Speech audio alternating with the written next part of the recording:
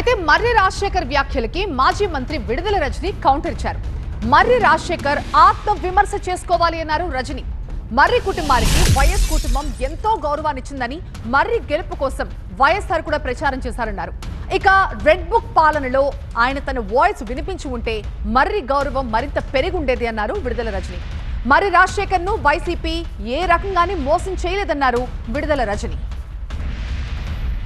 YSR Congress party ఎమ్మెల్సీగా మర్రి రాజశేఖర్ గారు మరి శాసన మండలిలో గొంతెత్తి ఈ ప్రభుత్వాన్ని ప్రశ్నించుంటే మర్రి రాజశేఖర్ గారి గౌరవం ఎంత పెరుగుండేది అనేది ఒక్కసారి వారినే నేను ఆలోచించమని అడుగుతున్నాను.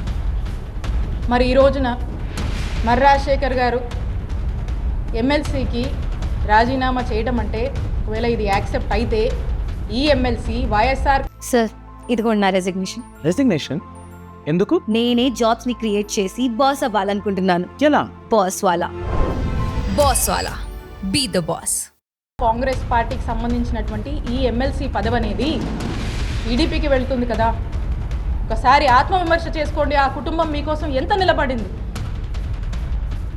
2024 గురించి వారు మాట్లాడుతూ ఉన్నారు. 2019లో నేను పోటీ చేసి వైఎస్ఆర్ కాంగ్రెస్ పార్టీ ఇక్కడ గెలవట్లేదు.